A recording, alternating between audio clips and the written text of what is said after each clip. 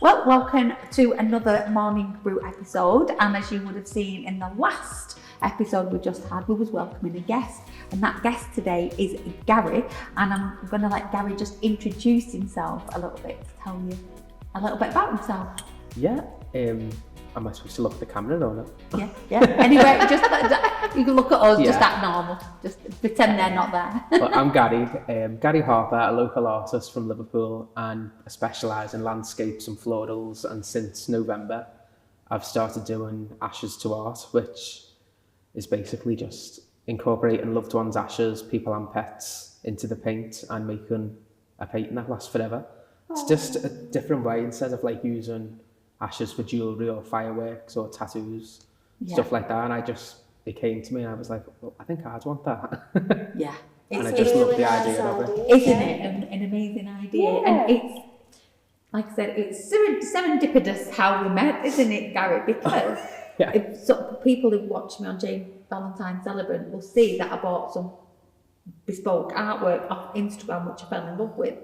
And then Gary saw me dancing around the kitchen. Yeah, it was literally a dancing video and I thought, oh, she's a bit of me. Follow. But she seems just as crazy as me. And I'm probably right.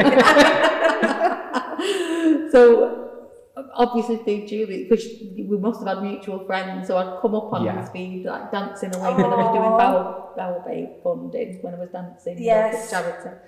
So we'd seen that, and then you found out that the kind of work we did, and we was just like... Yeah, and I was just like, oh, this is fate, and then you messaged me. Yeah, I did. I saw some of the work that you were doing, and I was like, oh my God, that's just... I was like, that is amazing, that it's such a great concept. I know, the idea come, my cousin, died at the end of 2024, and it was coming up to a year.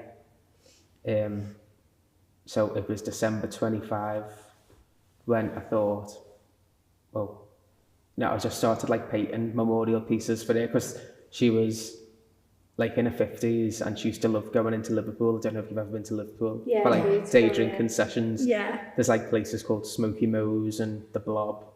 Tess Riley's. You're going to take us for a tour, aren't you? Yeah. Just, like proper old school, like they've got Patsy Cline on, Solomon Burke, Cry to Me, Tom Jones, just all kinds. They've got like all the old school ones, and she used to just love all them, so I just put that music on one day and I just painted the bar, because that's where my mum and dad still go, and my auntie, her mum, and I always paint with like texture and stuff. So if I'm doing a beach, I put like sand in it, just so people can actually feel it and it's sensitive.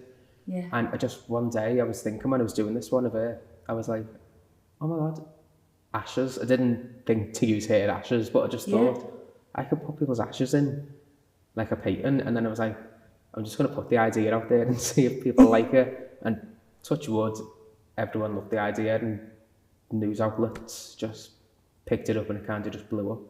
And then I get a phone call from a producer at this morning telling me that they want me to go on. So that's somewhere in the pipeline, Oh my God. I know, it's insane. So what sort of things have you done? Where do you start? I know, I'm trying to think which ones I can say. Have you got any pictures on your phone, or? I'll send them. Yeah. We've just said that, and we should have brought a picture. I know, I didn't even think. Obviously, the ones that people have got, I can't like take theirs back off them, but I've done like an example one of my old dog, and it's quite sad actually. I was quite emotional doing that, because Jack, his name was, a little Yorkie. I've always had Yorkies, but he was a Yorkie, and it was the Fairy Glen, in Sefton Park in Liverpool. It's like it's a gorgeous big park, and there's like a little area where there's waterfalls and stuff, and like stepping stones, and it'd never go in the water, and I've seen everyone else's dog in the water. Jack would never go in the water. No, seen everyone else's dog playing in the water, and I'd have to like plop along the stepping stones. So while I was doing the painting, I was like, I'm just going to mix his ashes into the water. So now you're finally in the water. Against his will. But that's what people do. They can decide if they want the whole ashes in, the whole base of the background, or if they just want it. You get a lot of ashes. Yeah, well, I only need a teaspoon and I can get a lot out of that. Yeah. Because I'll sieve it through a sieve with like gloves and stuff on, so it's clean, just so you don't breathe it in and stuff with it, so I have to wear a mask. But people can get like, if they just want a certain flower with the ashes in, or the sky. It is quite good. It's emotional though, doing it each time. Yeah. So do you sit with how does it work? Do people get in contact with you and then they give you a little bit of a background and then you get inspiration? Yeah, well, just do like a free consultation, but it's kind of just like this, like a conversation. So it's either on the phone, email or WhatsApp, but I just get them to like tell me as much as possible about the person, send them a form as well. So the form just, if it's easier for them than to speak, it's easier for them to just put everything in there. But bless you. Talking about the ashes. Snooze. Sorry. It's okay. What was I saying? Yeah, so I get them to tell me as much as possible about the person, so I can understand them and what music they like. Normally, because I'm a landscape artist, it'll be a place where they loved or where they got married, or if it was a dog, or it'd be where they took the dog on the walk all the time. And it's just so interesting hearing about them people. And then when it comes to I've actually got the ashes, I'll put on that music, so I'll be jamming out with a bit of like Bob Marley or Patsy Cline or Nat King Cole it was last time. And I've just got it on, and then I sage the room before and after just to clear the energy, because I like to feel like the person and me are just there. So I'm working with the person. So I'm not just doing like a process. Yeah. That's the strangest thing you've said that, because when I write services, the music, I always play the music that they've chosen. Yeah, you do, when I'm doing it's like that. I'll play it beforehand, so I've got, because I mean, like, I can't have words going through my head when I'm writing, but I'll play it so it gives me a little bit of a flavour when I'm doing the service. Yeah, because I'm always selective with my music anyway when I'm painting. It's really, I don't know if this will come across as strange, but I like listening to like classical music. Yeah. I like Beethoven and just all kinds of old ones. And it's like the most creative. Or I search for so many beats per minute, like songs with them many beats in. And it just puts you on kind of like a different frequency. But I'm quite spiritual, so as long as the room's saged and the music's on, it's good to go. And people can get like footage if they want. Some people like to see it getting mixed in with the paint. So then they'll hear that the music's on and stuff like that. So it's quite cool. That is amazing. It is. It's a lovely process. And then normally if it's like the Northwest, I'll deliver it for free, or it'll just get sent out in the post. But when you deliver it in person, you get to see the emotion of the person who gets it, and like they burst out crying, I burst out crying, and then it's just like a massive hug. It's lovely, but I was going to say what we do, but it's what I do. It is hard handling it all yourself, but I should imagine. It's so rewarding. I always find, and I've said this to you, haven't I, before, because you're dealing with people who are grieving, it's a lot. You've got to have that empathy and that connection with people. And sometimes that energy can feel quite heavy sometimes, can't it? And you've got do you have an outlet or anything that you normally do, or do you sage yourself? Well, yeah, with the space, I'll sage myself, and Santo Paulo, it's that little wooden stick that's to, what does that do? The sage is to clear the energy, and I think the Santo Paulo is for positive energy. Yeah. So it's almost just like glossing over yourself after you've saged. Do you ever feel different energy? Do you ever? Yeah, well, it's really sad when people come to you with ones for kids. Yeah. So you've got, like, they tell you, like, the shows that they love. So I'm sitting there with, like, the Rosie and Jim, which is, I think, is crazy this day and age. People are still showing the kids Rosie and Jim, but I like that. But it's like Balamori and In the Night Garden, like stuff like that. Yeah. You've seen just doing it along with that. And then I've got, my nephews have grown up now. One's, I was going to say 16, he's 19. That makes me feel old. I still think he's a little kid. And then one of them is 10 or 11. I feel bad not knowing. But knowing that, like, I can only imagine what it must feel like if you've got kids. And then you're doing the kids ones. It is quite, it's harder to do kids. We'll have to put you in touch with Natalie. She's just been in. Obviously, it's Finding Rainbows, and it's a charity for people who have lost children and babies. Yeah, they can be. Someone messaged me once about a baby that they lost, stillborn, and I normally, with like a funeral and stuff, you look at the celebration of life and you spin it so it's a positive thing. And I just, in my head, I couldn't get I couldn't get it on my head. I was like, I felt awful as well, thinking of like a celebration of life, but they've not lived. And I felt this is what I couldn't spin. And but it got, because it nothing to know about them except that they were just a blessing, and they still are. But they're still forever in a painting. So they're just in angel wings. So that was a hard one to do. And how beautiful to wake up. And I mean, I know, like with my paintings that I got from Julia, I got for Shirley Valentine, because it just came up on the Instagram, and like, because I renamed myself Jane Valentine. I wonder if you could have some of your mum's ashes put in there. I mean, she's in the ground now, Mum, but I would have done if I could have done. But so many people say that. You know, so because my mum looked like Shirley Valentine, and then and what Shirley Valentine stood for, this picture popped up, and I was like, I've got to have that picture. Like, there was just something inside. And when I get up in the morning, it brings me so much joy. I ended up coming home with loads of stuff anyway. It was just ridiculous. I went into just the like you can see, like your mum. you know, like spend too much money. Yeah. Oh, I love Shirley Valentine. Oh, me too. Me and my partner have just moved into our own place only last year. We haven't even been there a year yet. And now and then, whenever we're just completely stuck and we don't know what to do for tea, that's like the biggest issue now. Yeah. What to do for tea. I'm just thinking about food constantly. And whenever it's just, I'm like, what would my dad make if we didn't ever know what we were wanting? And I'd be like, oh, it'd be chips, egg and spam, or chips, egg and... Chips and egg on a cheese. Or what is it? What do you do? Put Shirley Valentine on while you do it? And then I'm just thinking of chips and egg, and then I'm like, I'm throwing the plate against that. I don't throw the plate against the wall, but it just makes me think of Shirley Valentine. Homemade chips. We had them last night, actually. I'm coming to your house for tea. It sounds like my kind of place. I didn't make it. We haven't connected. My dancing and egg chips. And, John can do the cooking. I can't do it. But the amount of joy that a painting can give you, but knowing that is bespoke and your loved one, I think it's just one of the... It's so precious.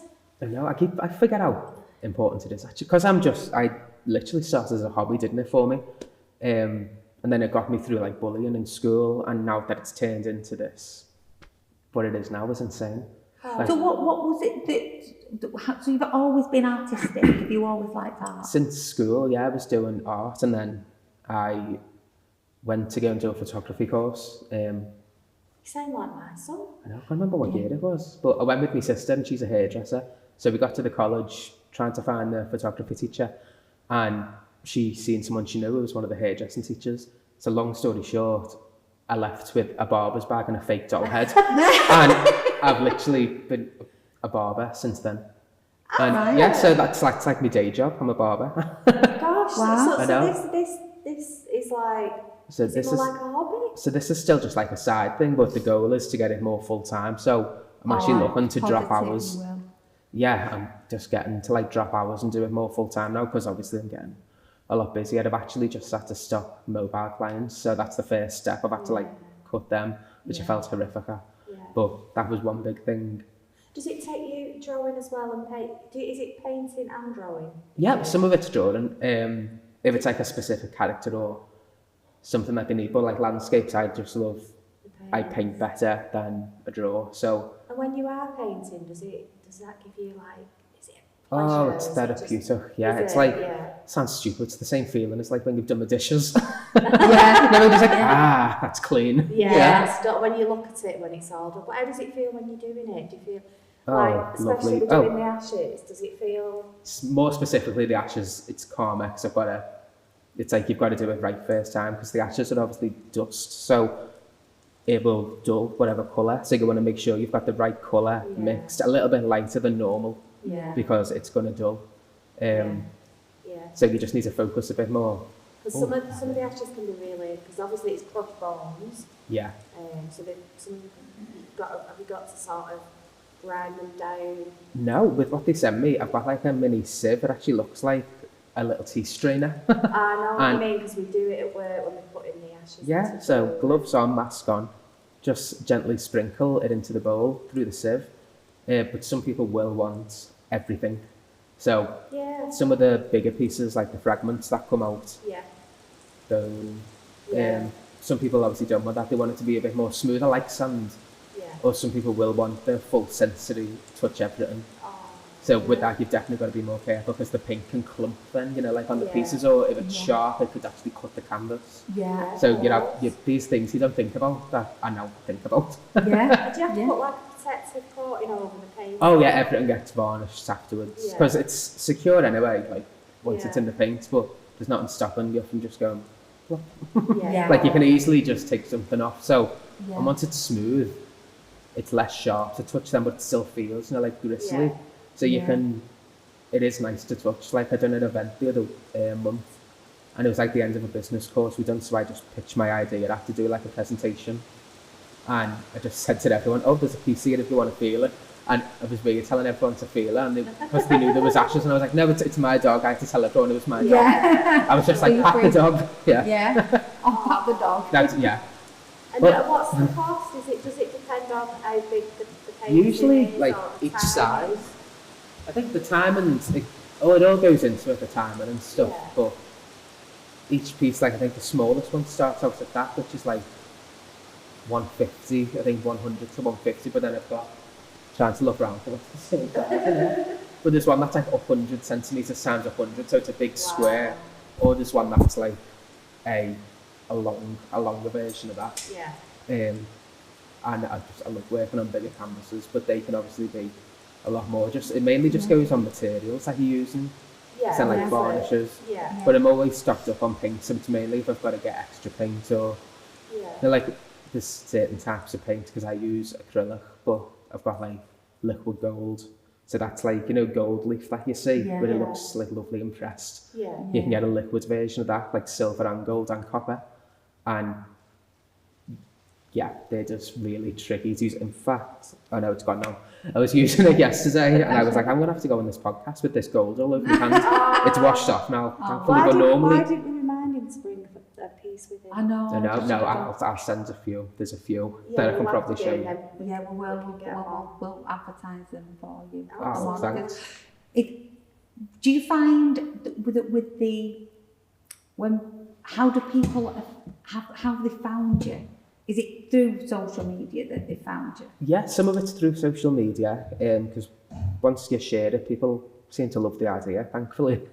So a lot of people just share it, and then I hired a PR guy, Justin, his name was, at La Vida Liverpool, and he just done a press release for me. And then all of a sudden, I'm in papers, on the BBC News article, in the Echo, like a Liverpool paper. So things kind of blew up from that, and then a few weeks later is when I had a press release. Someone just emailed me, and then I had to give like a similar interview to this, and they wanted the ins and outs. And then they've just got to give you like a little warning at the end, like, just so you know, this is going to be public. You may be open to scrutiny or people's opinions. I think they've just got to send you that, haven't they? Touch wood, everything's been smooth, but out of that, I got the producer from This Morning contacting me. Wow. So that is thankfully amazing. it's going well. Oh, when you saw him here first. Can you just make a point of that? When you're on this morning. Everybody's to come on and just watch our podcast. And the One Show as well. So and so I love the One Show. Oh wow! So we need to look at that. But just the fact that families trust me is like one of the biggest things for me. Like I'd be so hesitant to give someone, especially in the post. Now, like if you're not local, because if it's local, I'll come and pick them up, and then drop any off that don't get used as well with the last finished piece. But that's a huge thing. Once you're rich, you can have a delivery drive, can't you? Oh, I hope so. That's the goal. I've literally done a 5-year plan. There we go. It ends with me like living on a deserted island somewhere on my own. Oh, it's been so nice talking to you. Oh, you too. I could just chat forever. It's amazing, isn't it? It is. But what we're going to do, our spoonful of joy. We have to do it at the end of every one. Ooh. So, for today, darling, what is your spoonful of joy? Oh. Give me an example. What's a spoonful of joy? Well, you tell me something that's going to make you smile today. And it's not John making the tea. I was actually thinking something like that. I know. Giving the dog a shower when I get back in. Oh, my God. Does he smell? No, he does. Yorkies are prone to gum disease and his mouth smells. Oh! Give him a good horrific. stroke. Yeah, but he is 10 or 11. No, can't see. I can't even remember my nephew. 10 or 11. Can't remember if the dog's 10 or 11. No, I'm going to give him a nice shower, and then my partner's a hairdresser too, so he wants to blow dry him. Oh, because he's getting older, his fair's all wispy and stuff. Yeah, I know the feeling. My dog's old. Her dog is world. He is my best friend. But then when you think about it, the pensioners really, aren't they? The older they are, you're like, well, really, in dog years, what about 70? Yeah. But he's still running around like he's not, Yeah. with no teeth in his head. Wow. So if people want to get in contact with you, Garrett, where can they get? We'll put your link underneath this video anyway. Yeah. But when you're famous, because you've been on the one show and everybody else has seen you, it'd be like, you're going to be difficult to I always get remember hold the of. royal family going on that camping trip and watching the one show through the caravan. Oh, sorry, going on there. No, we better let you go. Yeah. But it's been incredible. So if people want you, they can go. You've got a website? Yeah, well, I've got two now. Since this business course, they forced me to make a second website for the Ashes. So my actual website is GaryHarperArt.com, which is really easy to remember.